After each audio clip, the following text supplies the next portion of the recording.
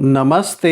Her Har Mahadev. Hello everyone, welcome to Timeless Tarot 6666। कैसे हैं आप सब? आई होप आप सभी बहुत अच्छे होंगे। भोलेनाथ की कृपा सदैव आप और आपके परिवार पे बनी रहे, मैं यही प्रार्थना करता हूँ आप सभी लोगों के लिए। तो चलिए दोस्तों, एक नई रीडिंग की शुरुआत करते हैं और हर बार की तरह ये भी एक general, collective, timeless and intuitive reading होने वाली है, जिसे आप कभी भी सुन सकते हैं। जितना रेजोनेट करे उतना ही एक्सेप्ट करें, बाकी का जाने दें। तो चलिए इस रीडिंग को शुरू करते हैं और रीडिंग को स्टार्ट करने से पहले आप सभी लोगों के लिए एक हीलिंग यहाँ पर।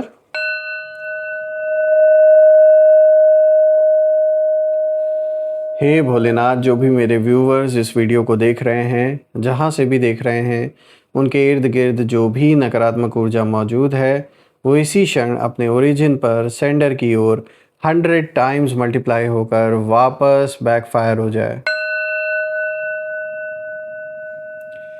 All the negative energies around my viewers go back to the sender. सारी की सारी नकारात्मक ऊर्जा सेंडर की ओर 100 टाइम्स मल्टीप्लाई होकर वापस बैकफायर हो जाए। एक ऐसी छत्र छाया आप और आपके घर परिवार के इर्द गिर्द बनी रहे जिसमें कोई भी नकारात्मक ऊर्जा प्रवेश न कर सके।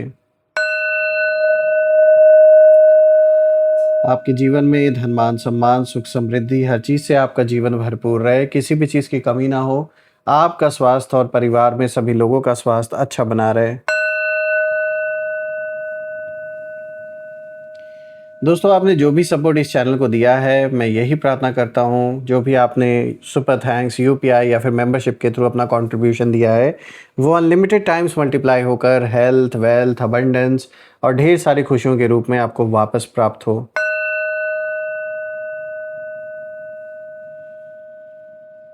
तो चलिए इसी के साथ अब हम शुरुआत करते हैं और देखते हैं आज आपके लिए क्या मैसेजेस है, क्या गाइडेंस हैं। लेट्स फाइंड आउट, लेट्स सी।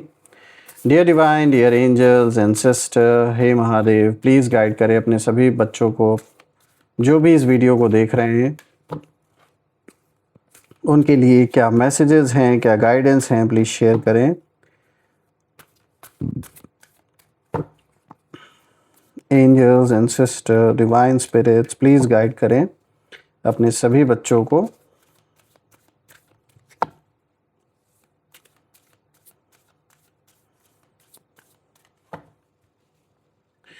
चलिए देखते हैं। सबसे पहला कार्ड देखिए यहाँ पर आया है, meditate and contemplate, new moon in Pisces की एनर्जी यहाँ निकल के आई है।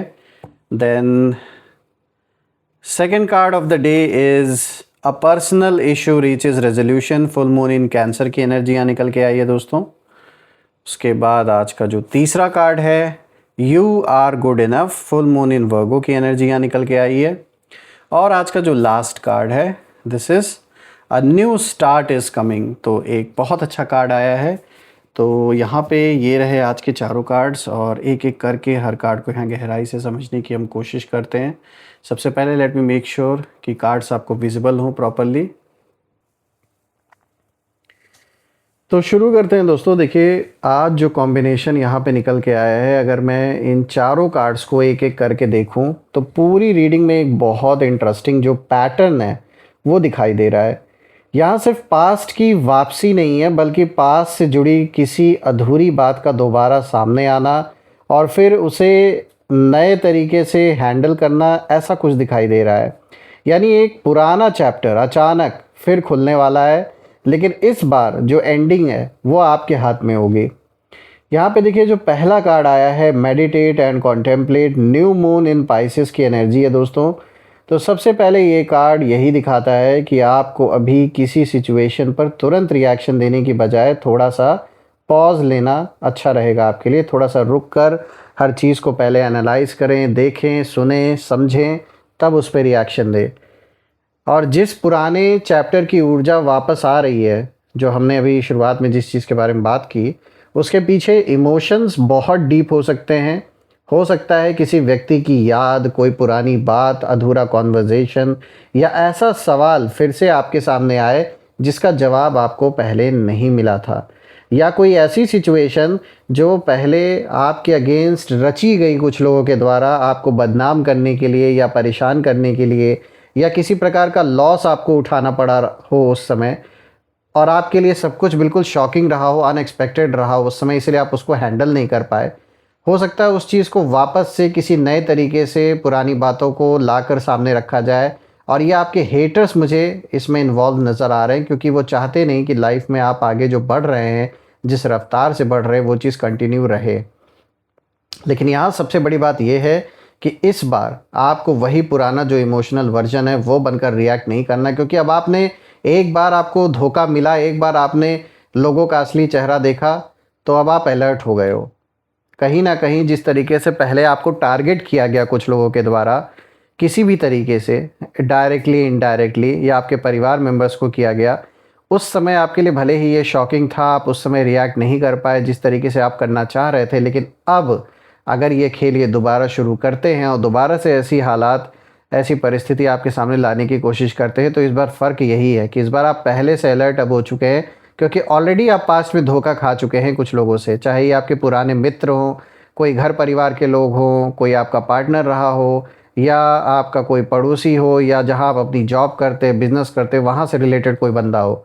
तो साफ दिख रहा है कि पास्ट में ऑलरेडी आपने इस व्यक्ति का जो दोहरा चेहरा है, जो धोखेबाजी है, ऑलरेडी वो आपने देखा है। तो अगर दोबारा से ये कोशिश करते हैं, कुछ ऐसा करने का प्रयास करते हैं इस बार, तो पहले से ही आपको पता है कि इनकी असलियत क्या है, तो उस हिसाब से आपको रिएक्ट करना है। क्योंकि यहाँ जब मैं आपके एनिमीज़ की ऊर्जा समझने की कोशिश कर रहा हूँ इस कार्ड से, तो ये कार्ड यही दिखाता है कि सामने वाले या आपके खिलाफ सोचने वाले लोग आपकी इनर साइलेंस को समझ नहीं पा रहे हैं कि आप इतने शांत क्यों हो, और उन्हें लग सकता है कि आप कंफ्यूज्ड हैं या कुछ कर नहीं रहे हैं, कोई साथ नहीं दे रहा है, लेकिन असल में आप चीज़ों को बहुत गहराई से ऑब्जर्व कर रहे हैं। ये कार्ड ये भी दिखाता है कि हर बात का जवाब तुरंत देना ज़रूरी नहीं होता, कभी कभी साइलेंस ही सबसे क्लियर आंसर होता है। और ऐसा भी नहीं है कि हमेशा साइलेंस ही रखना, जब आपके पास वो मौका आए, जब आपको लगे कि जो सही प्लेटफॉर्म है जहाँ जवाब देना ठीक है, उस लेवल पर आप उन्हें जवाब दें, जो आपने शायद पास में किया भी है। और यहाँ पे एक चीज़ और निकल के आ रही दोस्तों, ये कोई वही पुराना व्यक्ति हो सकता है जिसने पहले भी साजिशें आपके खिलाफ की हैं। हो सकता है आपका इनका किसी तरीके का कोई लीगल बैटल भी चल रहा हो ऑलरेडी। अगर ये मामला पैसों के लेन देन को लेकर है, कोई धन संपत्ति से रिलेटेड है, हक हिस्से को लेकर है, तो मैं आपको बता दूं, यहाँ आपके साथ ऐसा लग रहा है कि किसी तरीके का कोई चीट या फ्रॉड करने की कोशिश की गई थी पास्ट में, और अभी भी जो ये सामने से बहुत अच्छा बनने की कोशिश कर रहे हैं, एक्चुअल में इनकी जो एक इंटेंशन है आपको लेकर, वो अच्छी नहीं यहाँ पे नज़र आ रही है। ऐसा लग रहा है कि जो भी आपके हेटर्स हैं, ये पहले भी यही गंदा खेल खेल रहे थे, और अभी थोड़ा ज़्यादा ये और चालाकी से उस चीज़ को करने की कोशिश कर रहे हैं, क्योंकि इन्हें पता है कि अब आप पहले की तरह इनको इग्नोर नहीं करने वाले। भाई आप तो इनके ऊपर ये सोचकर आपने विश्वास किया, पहले जो भी आपके संबंध इनके साथ थे अच्छे, आपने उसके तहत कहीं ना कहीं उस तरीके से इनको इतना इन पर शक नहीं किया, तो इसलिए इन्होंने बड़े आसानी से उस समय का फ़ायदा उठा के आपके साथ धोखा कर दिया। लेकिन अब फ़र्क यही है कि अब आपको पहले से पता है कि इन्होंने आपको पहले चीट किया है, पहले आपके साथ फ्रॉड या धोखा करने की कोशिश की गई थी, तो इसीलिए अब दोबारा से आपको वैसे ही बेवकूफ़ बनाना इनके लिए आसान नहीं होने वाला है, क्योंकि अब आप पहले से ही अलर्ट है। तो इसीलिए इनके अंदर देखा जाए तो गुस्सा भी है, जलन भी है, लेकिन करे तो करे क्या, कोई ऑप्शन भी नहीं बचा है। देखिए यहाँ पे दूसरा कार्ड अगर आप देखें तो यहाँ पर आया है, अ personal issue reaches resolution, full moon in Cancer की एनर्जी है। तो ये कार्ड आपके लिए एक रिलीफ का संकेत लेकर आया है, क्योंकि ये कार्ड साफ संकेत देता है कि कोई पर्सनल और इमोशनल मैटर क्लोजर की तरफ बढ़ रहा है। कोई ऐसी बात जो काफ़ी समय से आपके मन में अटकी हुई थी, अब उसका एक कंक्लूजन कहीं ना कहीं सामने आ सकता है। और यही वो पॉइंट है जहां पुराना चैप्टर अचानक फिर खुल सकता है।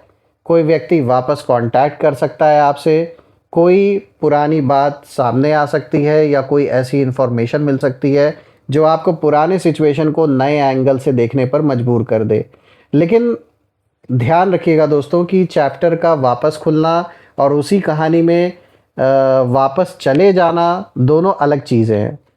रही बात एनिमीज़ की, तो जो आपके हेटर्स हैं उनकी ऊर्जा यहाँ थोड़ी अनईजी मुझे दिखाई दे रही है।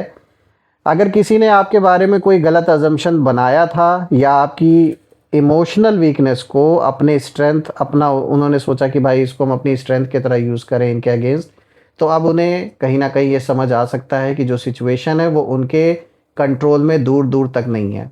ऑलरेडी आप इस व्यक्ति को अच्छी तरीके से पहचान चुके हैं और कहीं ना कहीं अब आपको ये पता है कि किन लोगों को अपने जीवन में आगे लेकर बढ़ना है और किन लोगों को पीछे छोड़ना है, क्योंकि ऐसा भी दिख रहा है कि बहुत सारे कनेक्शंस भी आपने कट ऑफ किए हैं जो ज़रूरी भी थे। मैं देख रहा हूँ कि आपके लिए जो मैसेज है इस कार्ड का वो बहुत साफ़ है कि क्लोजर हमेशा किसी दूसरे के अपॉलॉजी से नहीं मिलता। कई बार जो क्लोजर है वो तब मिलता है जब आपको खुद समझ आ जाता है कि अब आपको क्या एक्सेप्ट करना है और क्या पीछे छोड़ देना है। क्योंकि यहाँ पर ज़रूरी नहीं कि आप हर किसी को खुश करने के चक्कर में हमेशा अपना ही नुकसान करते रहें, जो कि आपने पास में किया भी है। आपने अपना नुकसान करके जस्ट बिकॉज आप नहीं चाहते थे कि किसी और का काम बिगड़े, अपना भले नुकसान हो जाए, लेकिन आपने दूसरों का कभी भी नुकसान नहीं होने दिया और इसी चीज़ का फ़ायदा बहुत लोगों ने उठाया। बहुत से लोगों ने इंसानियत नहीं रखी जो उन्हें रखनी चाहिए थी आपके साथ। तो इसीलिए अब फाइनली वो टाइम आ चुका है कि अब आपको भी ऐसे लोगों के बारे में सोचने की ज़रूरत नहीं है, because they don't deserve your time, your patience, या आपकी ऊर्जा वो डिज़र्व नहीं करते बिल्कुल भी। बात करते हैं अब तीसरे कार्ड की। तो देखिए दोस्तों, यहाँ पर आया है यू आर गुड इनफ। यहाँ पे फुल मून इन वर्गो की एनर्जी। और दोस्तों ये कार्ड पूरी रीडिंग का सबसे इम्पॉर्टेंट इमोशनल मैसेज कहीं ना कहीं लेकर आया है। ये कार्ड दिखाता है कि पुराने चैप्टर की सबसे बड़ी प्रॉब्लम शायद कोई दूसरा व्यक्ति नहीं था। हो सकता है कहीं ना कहीं आपने खुद से ही सवाल किया हो कि क्या मुझ में कोई कमी रह गई थी, या क्या मेरी कोई गलती थी, क्या मैं इनफ नहीं था। तो ये कार्ड उन डाउट्स को चैलेंज करता है और ये कार्ड यही दिखाता है कि आप अपनी जगह बिल्कुल सही थे। जो आपके कह सकते हैं जो आपके हाथ में था वो आपने किया। जो भी आपके पास रिसोर्सेज अवेलेबल थे या जो आप सपोर्ट दे सकते थे वो आपने किया, वो आपने दिया भी। लेकिन कुछ लोगों ने उसकी कदर नहीं की और ये मैटर भी नहीं करता। जो सवाल आपके मन में उठ रहा था ना अपने आप को लेकर कि पता नहीं मैंने सही डिसीजन लिया या नहीं लिया, या मेरे से कोई गलती तो नहीं हो गई, तो देखिए ये कार्ड आपको एक स्पष्ट संदेश दे रहा है, क्लियर इंडिकेशन दे रहा है कि आप अपने में पूरी तरीके से यू आर गुड इनफ। आपको खुद को किसी को साबित करने की ज़रूरत नहीं है, क्योंकि जो सही था, जो सही लगा वो आपने किया। और मैं देख रहा हूँ कि आपको किसी व्यक्ति की किसी के अप्रूवल, किसी के वैलिडेशन या एक्सेप्टेंस से अपनी वैल्यू साबित करने की ज़रूरत बिल्कुल भी नहीं है। रही बात हेटर्स की, तो उनकी ऊर्जा यहाँ यही इशारा कर रही है कि अगर किसी ने कभी आपकी वर्थ कम करने की कोशिश की, आपको अंडर एस्टिमेट किया या आपको ये फील कराया कि आप कमज़ोर हैं, तो अब वही परसेप्शन बदल सकता है। लेकिन सबसे बड़ा जो बदलाव है वो बाहर नहीं, आपके अंदर होगा। जब आपको अपनी वैल्यू समझ आ जाती है तब सामने वाला चाहे वापस आए या चला जाए, आपकी पीस उसके साथ में नहीं रहती है। सीधी सी बात है, क्योंकि अपने जीवन की शांति, अपनी खुशी आप कब तक दूसरों की वजह से ऐसे ही अपने आप को परेशान करते रहेंगे। क्योंकि एक पॉइंट था जहां आपने कोशिश की चीज़ों को संभालने की, लोगों को समझाने की, लेकिन कहते हैं ना कि कुछ लोग होते हैं जो समझना ही नहीं चाहते, तो कोई फ़ायदा नहीं है। शायद यही इस पूरी रीडिंग का एक हिडन ट्विस्ट है कि अब आप अपने ऊपर ध्यान दें और आप अपने आप पे बिल्कुल भी डाउट ना करें। You are good enough and you don't need any approval from anybody around you, क्योंकि ऑलरेडी आपको पता है कि आप क्या है। जिसको गलत समझना है उसे गलत समझने दीजिए, क्योंकि जो ये सोच कर ही बैठा है कि मुझे इन्हें गलत ही साबित करना है, तो आप उसके सामने कुछ भी रख दें वो आपको गलत ही समझेगा। देखिए यहाँ पे फोर्थ कार्ड आया है a new start is coming. यहाँ पे न्यू मून की एनर्जी है। तो अब ये जो आखिरी कार्ड है पूरी कहानी को बिल्कुल एक नई डायरेक्शन कहीं ना कहीं दे रहा है। A new start is coming मतलब पुराना जो चैप्टर है वो वापस भले ही आ सकता है, लेकिन ज़रूरी नहीं कि उसका एंडिंग भी पुराना जैसा ही हो, जो पुराने टाइम में हुआ वैसा ही अंत इस बार भी हो। क्योंकि इस बार आपके पास चॉइस है। आप चाहें तो पुराने पैटर्न को रिपीट कर सकते हैं या फिर उसी सिचुएशन को एक बिल्कुल नए माइंडसेट के साथ देख सकते हैं। अगर कोई व्यक्ति वापस आता है तो इस बार सिर्फ उसकी बातें मत देखिए, उसके एक्शंस भी देखिए। अगर कोई पुराना सिचुएशन सामने आता है तो सिर्फ इमोशंस के बेसिस पर डिसीजन मत लीजिए। देखिए कि अब जो रियलिटी है वो क्या कह रही है, सामने आपको क्या दिख रहा है, उनके शब्द और उनके जो एक्शंस है दोनों में क्या समानता है या फ़र्क है। रही बात एनिमीज़ की, तो उनकी ऊर्जा के संदर्भ में ये कार्ड एक इंटरेस्टिंग बात दिखा भी रहा है इसकी ऊर्जा की। जो लोग चाहते थे कि आप पुराने दर्द में ऐसे ही अटके रहे हमेशा, उनके लिए आपका आगे बढ़ जाना ही सबसे अनएक्सपेक्टेड आउटकम हो सकता है।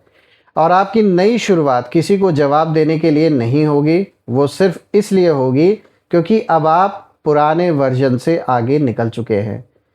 और इन चारों कार्ड्स को एक साथ अगर हम देखें तो मैसेज बहुत क्लियर है कि पास्ट वापस दस्तक दे सकता है, एक पुरानी बात फिर सामने आ सकती है, एक अधूरा इमोशनल मैटर रेजोल्यूशन मांग सकता है, लेकिन इस बार कहानी की डायरेक्शन आपके हाथ में है। पहले शायद सर्कमस्टेंसेस आपको कंट्रोल करते थे, लेकिन अब आप अपने डिसीजंस को कंट्रोल कर सकते हैं। इसीलिए अगर पुराना चैप्टर अचानक खुलता है तो उसे देखकर डरिए मत। शायद यूनिवर्स आपको उसी कहानी में वापस भेजने नहीं आया है, बल्कि शायद वो आपको ये दिखाने आए हैं कि आप अब वही इंसान नहीं रहे जो उस कहानी के आखिरी पन्ने पर खड़ा था। और इस बार एंडिंग कोई दूसरा नहीं लिखेगा, इस बार एंडिंग आपके हाथ में होगी। तो आपके लिए मैं भोलेनाथ से, माँ कामाख्या देवी से यही प्रार्थना करता हूँ कि एक ऐसी छत्र छाया, एक ऐसा आशीर्वाद उनका बना रहे आपके घर परिवार के ऊपर कि ऐसे नेगेटिव लोग और उनकी जो नेगेटिव ऊर्जा है उसका कोई भी प्रभाव आपके जीवन पे ना पड़े। और आइए अब इसी के साथ हम यहाँ पे नेम इनिशियल्स भी देख लेते हैं। दोस्तों हर बार की तरह ये नेम इनिशियल्स टोटल 8 अल्फ़ाबेट्स इसमें होंगे, जिसमें कि आपके नाम का पहला अक्षर, आपके दुश्मनों के नाम का पहला अक्षर, या आप जिस शहर से रीडिंग को देख रहे हैं उस शहर के नाम का पहला अक्षर भी हो सकता है। तो जो भी मैच करे आप कमेंट में ज़रूर लिखिएगा। तो आइए देखते हैं।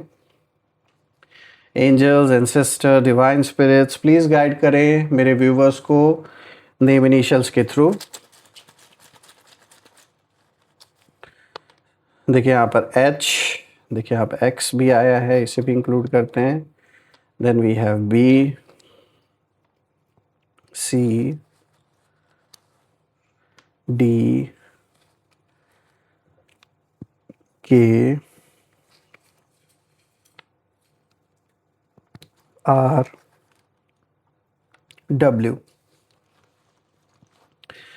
तो दोस्तों ये रहे नेम इनिशियल्स। अगर ये मैच हुए हो तो कमेंट में ज़रूर लिखिएगा और कमेंट में ज़रूर मेंशन करिएगा I claim healthy wealthy life, जो आप बिल्कुल डिज़र्व करते हैं। और यही थी आज की रीडिंग में। अगर ये रीडिंग आपको पसंद आई हो तो वीडियो को प्लीज़ लाइक करिएगा, शेयर करिएगा और कमेंट भी ज़रूर करिएगा। और चैनल को अगर आपने सब्सक्राइब नहीं किया है तो कर लीजिएगा। यही थी आज की रीडिंग दोस्तों। फिर से एक नई रीडिंग में मिलेंगे, तब तक अपना और अपने परिवार का ध्यान रखें। हर हर महादेव। जय माँ काली, जय भोलेनाथ, जय माँ कामाख्या देवी की जय।